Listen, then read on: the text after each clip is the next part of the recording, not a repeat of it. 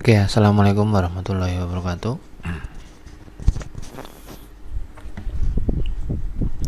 Untuk perkuliahan hari ini, data science dan analisis,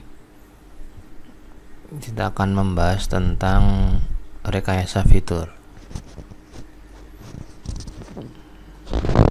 Nah, rekayasa fitur ini adalah bagian dari cleaning data.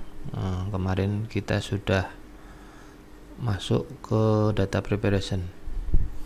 Nah, di data preparation kemarin ada cleaning data. Nah, salah satunya nanti ada fitur yang akan digunakan pada waktu cleaning data. Oke, langsung saja.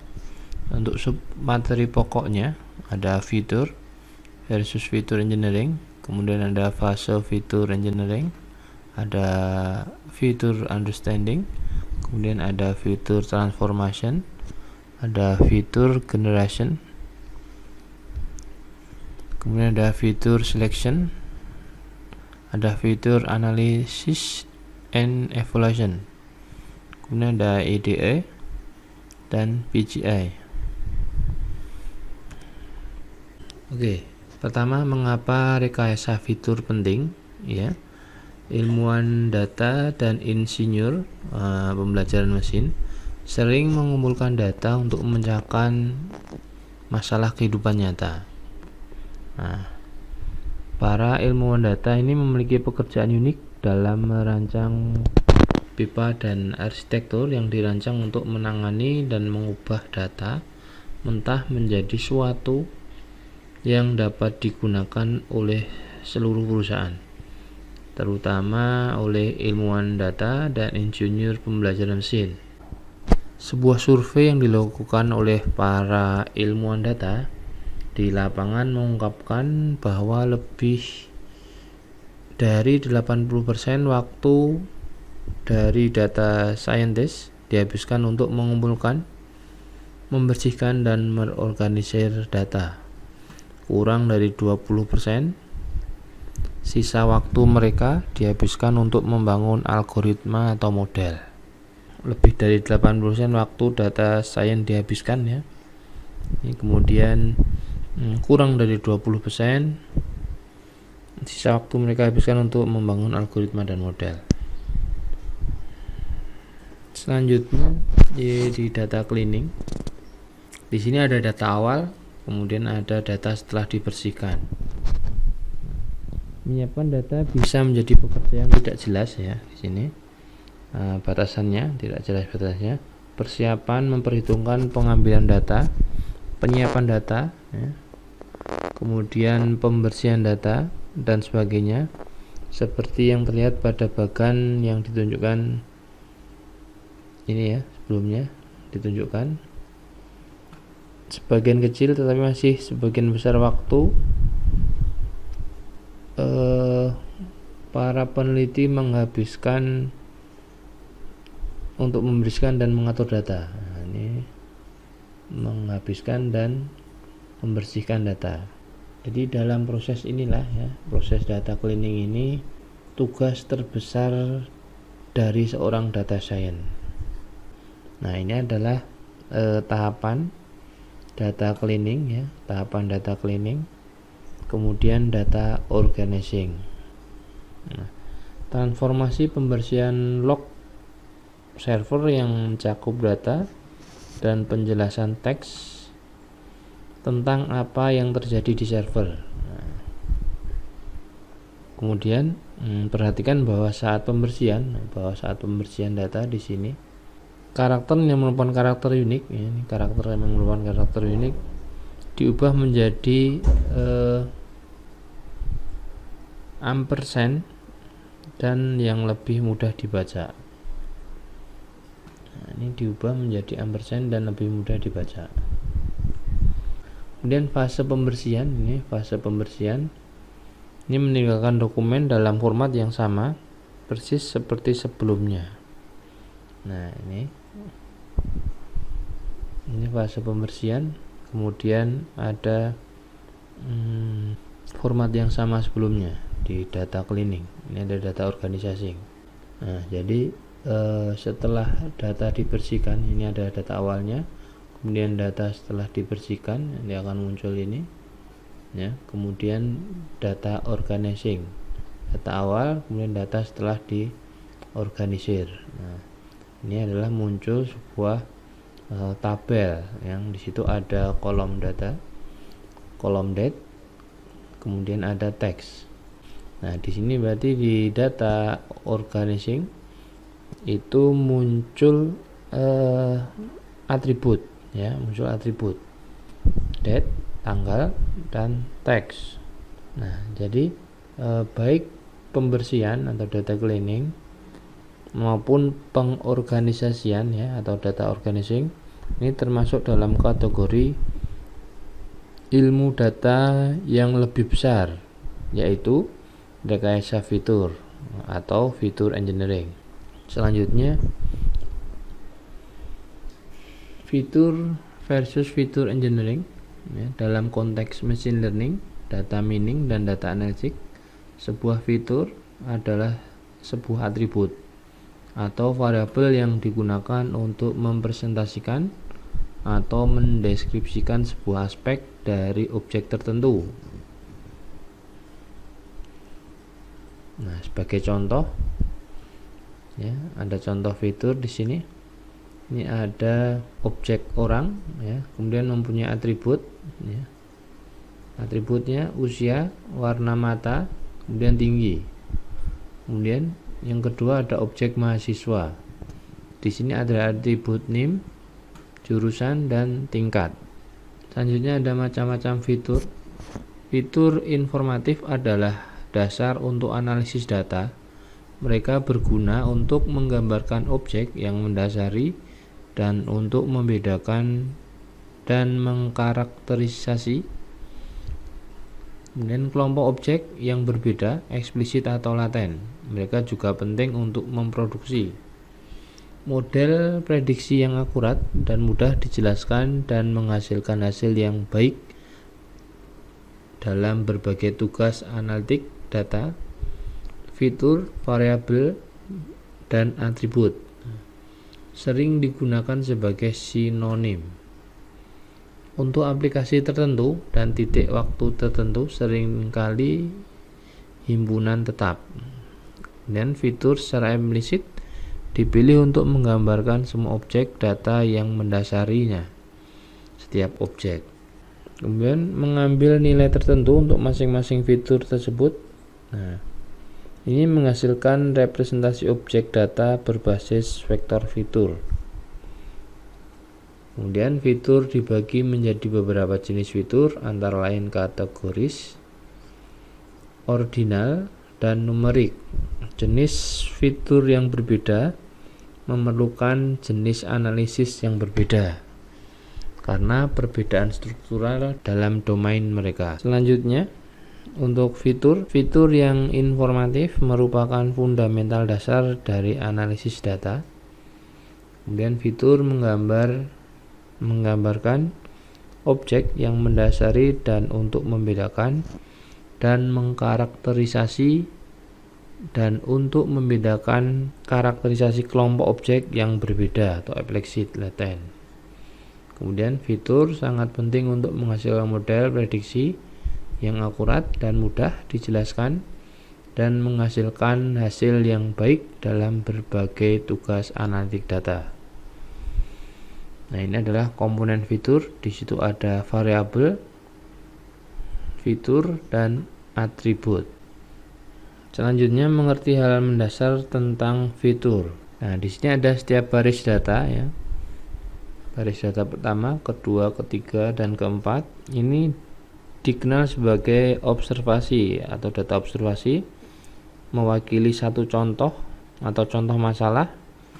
Nah, jika data termasuk dalam domain perdagangan ya, hari di pasar saham, pengamatan mungkin mewakili perubahan 1 jam di pasar dan harga secara keseluruhan. Kemudian dalam contoh tabel berikut, untuk kasus network security, setiap baris berisi data ya, setiap baris berisi data. Kemudian data time, protokol, urgent, dan malicious. Nah, kemudian akan dihasilkan sebuah data observasi yang ada atributnya, yaitu foto URL. Di situ ada 4 baris alamat URL. Kita di sini akan menganggap data sebagai tabel. Kemudian juga dapat melihat contoh spesifik di mana matrik data hanya memiliki satu kolom atribut. Nah, ini satu kolom atribut. Misalnya, jika kita sedang membangun sebuah perangkat lunak yang mampu mengambil satu gambar dari sebuah ruangan dan menampilkan apakah ada manusia di ruangan itu atau tidak. Data untuk input direpresentasikan sebagai matrik satu kolom, di mana kolom tunggal hanyalah URL ke foto sebuah ruangan dan tidak ada yang lain. Kemudian mungkin data yang diinputkan ke sistem hanya satu kolom, seperti dalam kasus ini ya, dalam kemampuan untuk membuat sistem yang dapat menganalisis gambar. Masukannya mungkin hanya berupa URL ke gambar yang dimaksud. Di sini adalah URL-nya, satu atribut dari data observasi sebelumnya ya. Ada 4 kolom, kemudian menjadi satu kolom. Ini tentang fitur. Selanjutnya untuk kesimpulan fitur, untuk aplikasi tertentu dan dengan domain waktu tertentu, seringkali sekumpulan fitur tetap dipilih secara implisit untuk menggambarkan semua objek data yang mendasarinya. Setiap objek mengambil nilai tertentu untuk masing-masing fitur tersebut. Hal ini menghasilkan representasi berbasis vektor fitur dari objek data. Fitur dibagi menjadi beberapa jenis fitur, antara lain kategoris, ordinal, dan numerik. Kemudian jenis fitur yang berbeda dan memerlukan jenis analisis yang berbeda karena perbedaan struktural dalam domainnya. Selanjutnya ada beberapa jenis fitur. Nah, antara lain kategori, ya, ordinal, numerik, dan rasio. Yang pertama kategori. Nah, fitur berjenis kategori biasanya merupakan sebuah himpunan yang berisi nilai diskrit. Sebagai contoh, warna merupakan sebuah fitur berjenis kategori yang dapat memiliki nilai hitam, biru, kuning, coklat, merah. Contoh lainnya adalah nilai binary, yang mana fitur tersebut hanya dapat memiliki salah satu dari 2 nilai, yaitu 0 atau 1. Kemudian ada ordinal.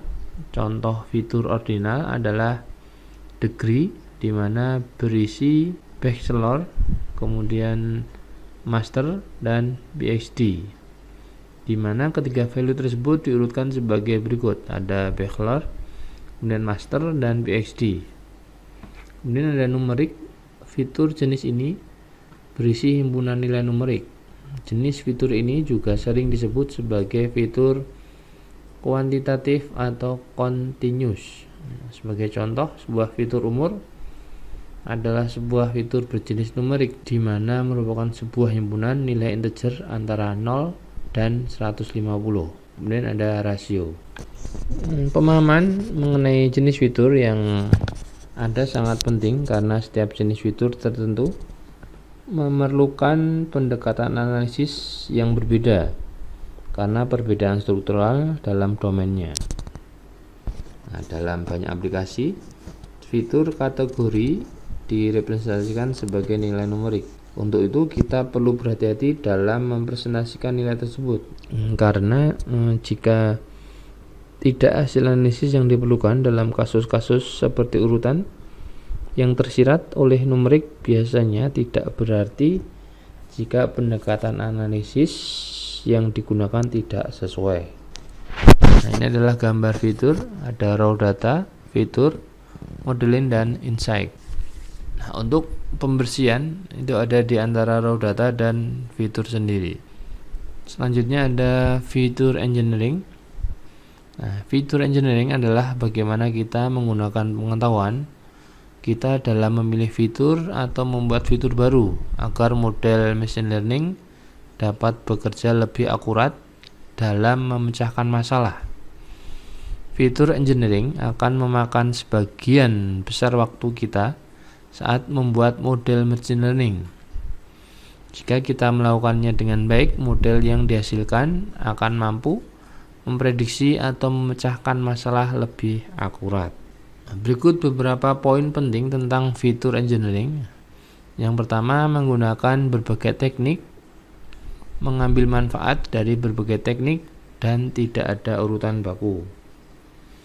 Yang kedua, umumnya spesifik terhadap masalah dan kondisi data. Problem dan data yang berbeda akan membutuhkan perlakuan yang berbeda. Kemudian yang ketiga, dibutuhkan logika dan kreativitas dalam melakukan proses fitur engineering. Yang keempat, pengetahuan di bidang yang berhubungan dengan data sangat membantu proses fitur engineering.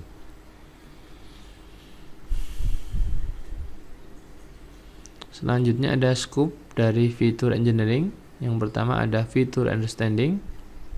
Di sini memahami data dan domain permasalahan dengan informasi kualitatif dan kuantitatif yang dimiliki. Nah, ada tipe data struktur versus unstruktur. Kemudian ada kualitatif versus kuantitatif. Selanjutnya yang kedua ada fitur improvement. Membersihkan data, mengisi nilai yang kosong, mentransformasikan data yang tidak terstruktur dan normalisasi data. Kemudian ketiga ada fitur transformation. Pembentukan fitur baru dari fitur yang ada. Nah, ini sering dicapai dengan menggunakan pemetaan matematika. Kemudian ada fitur generation atau construction. Ini menghasilkan fitur baru yang sering tidak hasil transformasi fitur. Misalnya, Anda tidak mengambil pixel dalam gambar sebagai fitur, melainkan mengekstraksi hasil pemrosesan sebuah operasi. Misalnya hasil konvolusi untuk region tertentu menghasilkan fitur baru untuk gambar. Selain itu, kita juga dapat mengatakan bahwa fitur didefinisikan dari pola atau tekstur salah satu hasil dari fitur generation. Nah, banyak cara khusus domain untuk mendefinisikan fitur juga termasuk dalam kategori pembuatan fitur. Kadang-kadang ekstraksi fitur istilah digunakan untuk generasi fitur. Kemudian ada fitur selection. Ini adalah tentang memilih satu set kecil fitur dari yang sangat kumpulan fitur yang besar. Ukuran kumpulan fitur yang dikurangi pembuatnya layak secara komputasi untuk menggunakan algoritma tertentu. Pemilihan fitur juga dapat menyebabkan peningkatan kualitas pada hasil dari algoritma tersebut. Kemudian ada fitur analisis, adalah konsep, metode, dan ukuran untuk mengevaluasi kegunaan fitur dan set fitur. Fitur analisis juga sering dimasukkan sebagai salah satu bagian dari seleksi fitur. Kemudian ada General Automatic Feature. Metodologi rekayasa fitur otomatis umum adalah tentang pendekatan generik untuk secara otomatis menghasilkan sejumlah besar fitur dan memilih subjek yang efektif dari fitur yang dihasilkan. Selanjutnya ada analisis data eksplorasi atau EDA. EDA merupakan salah satu dari 3 teknik pendekatan analisis data yang ada. Ketiga pendekatan tersebut mempunyai kemiripan. Semuanya dimulai dari teori atau permasalahan umum dan diakhiri dengan suatu kesimpulan. Perbedaannya terletak pada urutan dan fokus dari langkah-langkah perantara. Ini adalah pendekatannya, ada analisis klasik, urutannya adalah masalah, data, kemudian model, analisis, kesimpulan. Kemudian ada EDI, urutannya masalah, data, analisis, model, dan kesimpulan. Kemudian ada Bayesian, urutannya masalah, data, model, distribusi prior atau bersyarat, kemudian analisis dan kesimpulan.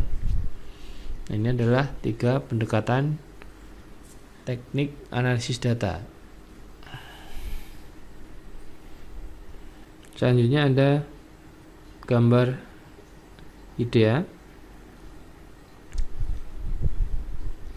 Analisis data eksplorasi mengacu pada proses kritis dalam melakukan penyelidikan awal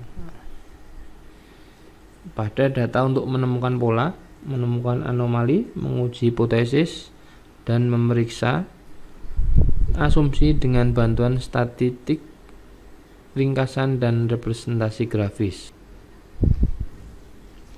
Selanjutnya ada Principal Component Analysis atau PCI. PCI merupakan metode pengurangan dimensi menggunakan teknik statistik non-parametrik tidak terawasi yang sering digunakan untuk mengurangi dimensi kumpulan data besar dengan mengubah kumpulan variabel besar menjadi lebih kecil yang masih berisi sebagian besar informasi dalam kumpulan besar. Metode ini telah banyak digunakan di bidang pengenalan pola dan pemrosesan sinyal dan merupakan metode statistik di bawah judul analisis faktor yang luas. PCA adalah alat yang sangat fleksibel dan memungkinkan analisis kumpulan data yang mungkin berisi misalnya multikolinearitas, nilai yang hilang, data kategoris, dan pengukuran yang tidak tepat. Tujuannya adalah untuk mengekstrak informasi penting dari data dan untuk mengekspresikan informasi ini sebagai satu set indeks ringkasan yang disebut komponen utama. Kemudian tujuan PCA yang pertama, mengekstrak informasi terpenting dari tabel data. Yang kedua, kompres ukuran kumpulan data dengan hanya menyimpan informasi penting. Kemudian menyederhanakan deskripsi kumpulan data dan menganalisis struktur observasi dan variabelnya. Kemudian kompres data dengan mengurangi jumlah dimensi tanpa banyak kehilangan informasi. Teknik ini digunakan dalam kompresi gambar untuk menganalisis data dengan analisis komponen utama. Kita harus teliti dalam statistik dan aljabar metrik. Ini menurut Mishra et al. Tahun 2017.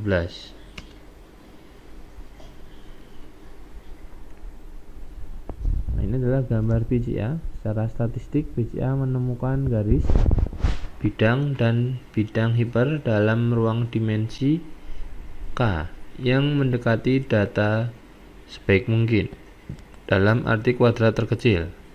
Garis atau bidang yang merupakan aproksimasi kuadrat terkecil dari sekumpulan titik data membuat varian koordinat pada garis atau bidang sebesar mungkin. Nah, ini adalah gambar PCA, Principal Component Analysis. Selanjutnya, kelebihan PCA. Model juga menjadi lebih efisien karena set fitur yang dikurangi meningkatkan kecepatan pembelajaran dan mengurangi biaya komputasi dengan menghapus fitur yang berlebihan. PCA mengidentifikasi daftar sumbu utama Principal Access untuk menggambarkan kumpulan data yang mendasarinya sebelum meringkatkannya sesuai dengan jumlah varian yang ditangkap oleh masing-masing sumbu.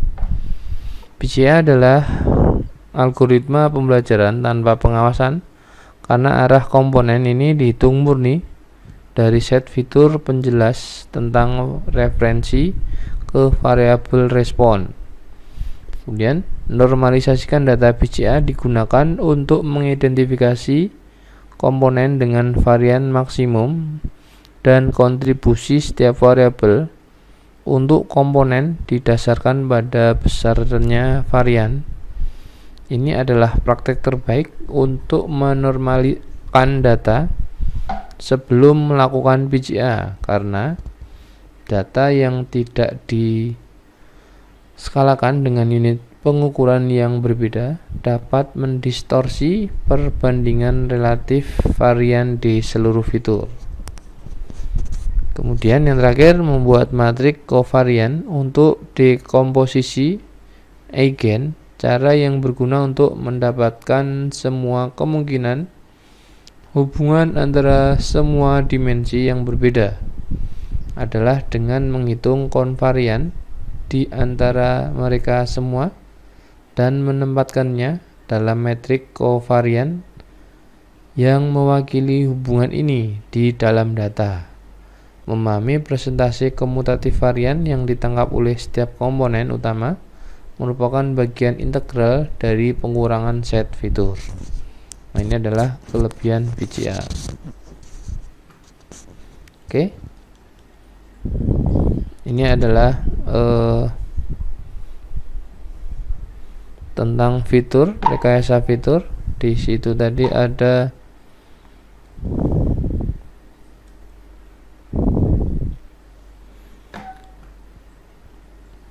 fitur sendiri, kemudian ada fitur engineering, kemudian ada fase fitur engineering, IDEA, dan BCA.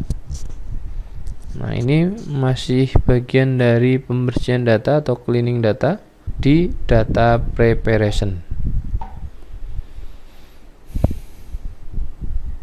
Oke, itu saja yang dapat saya sampaikan untuk pertemuan kali ini. Untuk pokok bahasan rekayasa fitur, terima kasih atas waktunya. Kurang lebih mohon maaf. Saya akhiri. Assalamualaikum warahmatullahi wabarakatuh.